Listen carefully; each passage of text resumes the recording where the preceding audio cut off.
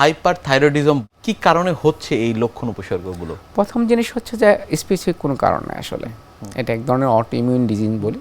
প্রত্যেকের কি থাকে, আপনার আমার সবার কি থাকে, দেহের রোগ প্রতিরোধ করার একটা ক্ষমতা থাকে। এই ক্ষমতাটা যে সিস্টেমের মাধ্যমে কাজ করে আমরা বলি সেটা ইমিউন সিস্টেম। এটা কি করে, আমার শরীরে অ্যান্টিবডি তৈরি করে, যে কোনো জীবাণু ঢুকলে তার বিরুদ্ধে বাধা দেয়।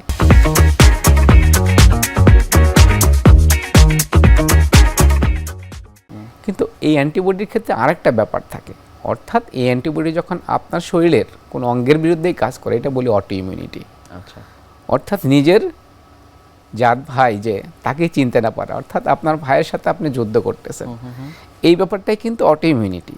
থাইরয়েড গ্ল্যান্ডের ক্ষেত্রেও তাই, যা থাইরয়েড গ্ল্যান্ডে যে অ্যান্টিবডিগুলো তৈরি হয়, সেই অ্যান্টিবডিগুলো কি করে, থাইরয়েড গ্ল্যান্ডে হরমোন তৈরিতেই সে কী করে, এক্সেস হরমোন তৈরি করে ফেলে, অর্থাৎ নিজের বিরুদ্ধে কাজ করে।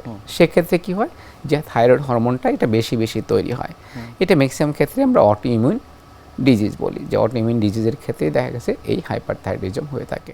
চিকিৎসকের কাছে যখন আসছেন কিভাবে আসলে আপনারা ডায়াগনোসিস করেন বা নিশ্চিত করেন যে না তার আসলে এই রোগটি হয়েছে? প্রথম জিনিস, যে সমস্যাগুলো, যে লক্ষণগুলো আপনাকে আমি বলতেছিলাম, যে তার বুক ধড়ফড় করে, হাত পা কাঁপে, সে দেখা গেছে যে কাজ করলে হাঁপায় যায়, ওজন কমতে থাকে, এই লক্ষণগুলো যে নিয়ে আসে, প্রথম কাজ থাকে যে তার থাইরয়েড প্রোফাইল যেটা বলি, হরমোনাল প্রোফাইলটা তাকে দেখা। কি কি দেখি আসলে থাইরয়েড হরমোনের ক্ষেত্রে দুইটা জিনিস আমরা দেখি, একটা বলি সবসময় T3 এবং T4, এর দুইটা পোর্শন থাকে। একটা পোর্শন যে আমরা শরীরে টোটাল আপনার একটা থাইরক্সিন বা T4 আছে, এবং একটা ফ্রি থাকে, ফ্রিটাই সবসময় আমাদের শরীরে কাজ করে, এই ফ্রি T4 এবং T3টা দেখি। আপনার ক্ষেত্রে থাইরয়েড হরমোন যে তৈরি হয়, ব্রেনের আরেকটা গ্রন্থি কিন্তু এই থাইরয়েড হরমোন তৈরিতে আপনাকে হেল্প করতেছে, তার নাম বলি পিটুইটারি গ্রন্থি। সেখান থেকে আরেকটা হরমোন আসে, তার নাম TSH, থাইরয়েড স্টিমুলেটিং হরমোন। সেটা T3 এবং T4 যখন অনেক বেশি বেড়ে যায় এবং TSH যখন কমে যায়, তখন আমরা ধারণা করি যে তার হাইপারথাইরয়েডিজম হতে পারে। এতে কিন্তু আপনার রোগ যেটা, সেটা কিন্তু নিশ্চিত হলো না।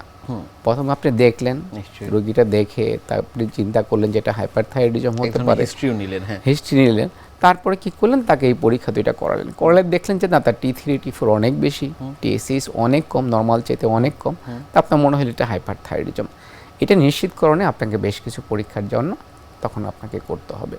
আচ্ছা, সেক্ষেত্রে দুই ধরনের, যেটা বাংলাদেশে আগে হতো না, যে থাইরয়েড রিসেপ্টর একটা অ্যান্টিবডি আছে, সেই টেস্টটা হয়, যে সেই টেস্টটা করে যদি পজিটিভ আসে, সেটাকে আমরা হাইপারথাইরয়েডিজম। এই হাইপারথাইরয়েডিজম যে কথা বলছিলাম, এর অনেকগুলো টাইপ থাকে, যে আমরা গ্রেভ ডিজিজের কারণে হয়, যেটা আমি বলতেছিলাম TSH রিসেপ্টর যেটা, সেটা পজিটিভ হয়। আবার অনেকগুলো থাইরয়েডের ক্ষেত্রে কি হতে পারে, অনেকগুলো গোটা হতে পারে, এই গোটা হলে আমরা বলি নোডিউল। তো মাল্টি নোডিউলার টক্সিক গয়টার বলি। আবার মাল্টি নোডের গয়টার ক্ষেত্রে এটা হাইপারথাইরয়েডিজম হতে পারে। আবার একটা সিঙ্গেল নোডিউল থাকতে পারে, সেই সিঙ্গেল নোডিউল থেকেও আপনার কি হতে পারে, হাইপারথাইরয়েডিজম হতে। এই যে কারণগুলো বললাম, যে টাইপগুলো বললাম, যে এই প্রকারের হাইপারথাইরয়েডিজম আপনার হচ্ছে, সেটা আপনাকে নিশ্চিত করলেন, একটা TSH রিসেপ্টর অ্যান্টিবডি করলেন, পজিটিভ আসলো, তাতেও কি নিশ্চিত হলো? আপনি তার গলায় হাত দিয়ে দেখলেন তার অনেকগুলো গোটা আছে, আপনি কি করবেন তখন আমরা একটা আল্ট্রাসাউন্ড করে দেখি যে গোটাগুলার প্যাটার্ন কেমন, সাইজ কেমন, সেগুলো দেখে আমরা নিশ্চিত হই। আরেকটা ব্যাপার ঠিক সবসময় চলে আসে আমাদের কাছে, যে তারপর নিশ্চিত হওয়া যায় না। কেন নিশ্চিত হওয়া যায় না?